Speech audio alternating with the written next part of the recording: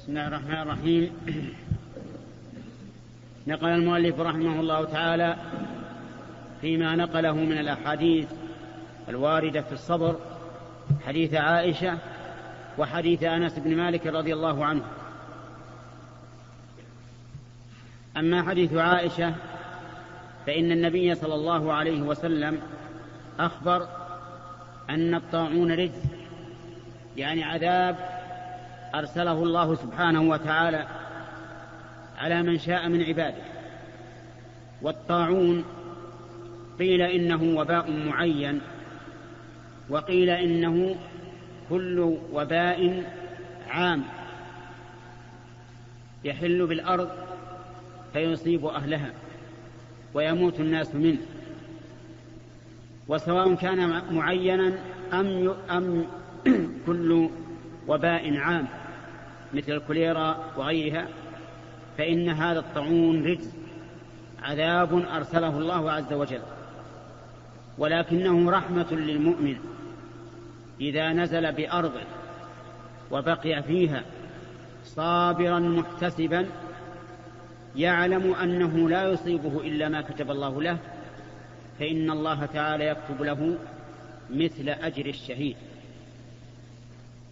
ولهذا جاء في الحديث الصحيح عن النبي صلى الله عليه وسلم أننا إذا سمعنا بالطاعون في أرض فإننا لا نقدم عليها، لأن الإقدام عليها إلقاء بالنفس إلى التهلكة، ولكنه إذا وقع في أرض فإننا لا نخرج منها فرارا منه، لأنك مهما فررت من قدر الله إذا نزل بالأرض فإن هذا الفرار لن يغني عنك من الله شيئا. واذكر القصة التي قصها الله علينا، الذين خرجوا من ديارهم وهم ألوف حذر الموت فقال لهم الله موتوا ثم أحياهم ليبين لهم أنه لا مفر من قضاء الله إلا إلى الله. خرجوا من ديارهم وهم ألوف، قال بعض العلماء في تفسير الآية إنه نزل في الأرض وباء فخرجوا منها فقال لهم الله موتوا فمات ثم أحياهم حتى يتبين لهم أنه لا مفر من الله إلا إليه. ففي هذا الحديث حديث عائشة رضي الله عنها دليل على فضل الصبر والاحتساب، وأن الإنسان إذا صبر نفسه في الأرض التي نزل فيها الطاعون ثم مات به كتب الله له مثل أجر الشهيد.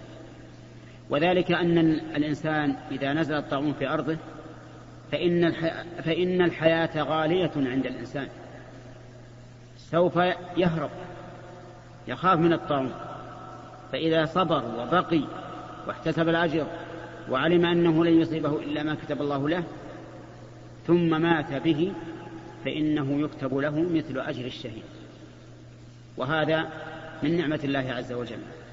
أما حديث أنس بن مالك رضي الله عنه ففيه أن النبي صلى الله عليه وسلم قال عن ربه تبارك وتعالى أنه ما من إنسان يقبض الله حبيبتيه يعني عينيه فيعمى ثم يصبر إلا عوضه الله بهما الجنة، لأن العين محبوبة للإنسان، فإذا أخذهم الله سبحانه وتعالى وصبر الإنسان واحتسب فإن الله يعوضه بهما الجنة. والجنة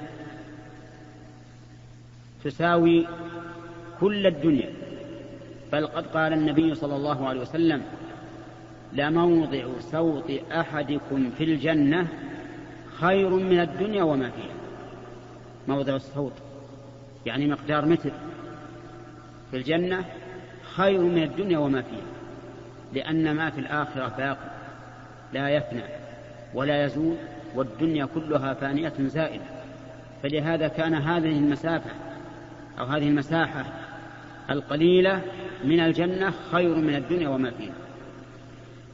واعلم أن الله سبحانه وتعالى إذا قبض من الإنسان حاسة من حواسه فإن الغالب أن الله يعوضه في الحواس ما يخفف عليه ألم فقد هذه الحاسة التي فقدها. فالأعمى يمن الله عليه بقوة الإحساس والإدراك، حتى إن بعض الناس إذا كان أعمى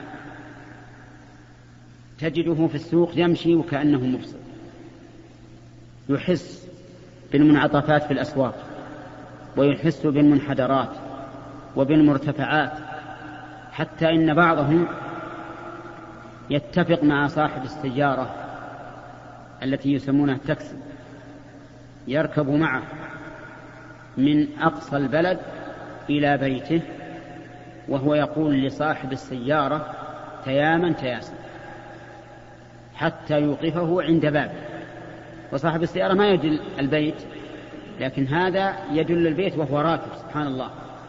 فالله عز وجل إذا اقتضت حكمته أن يفقد أحدا من عباده حاسة من الحواس، فالغالب أن الله تعالى يخلف عليه حاسة قوية وإدراكا قويا يعوض بعض ما فاته مما أخذه الله منه. والله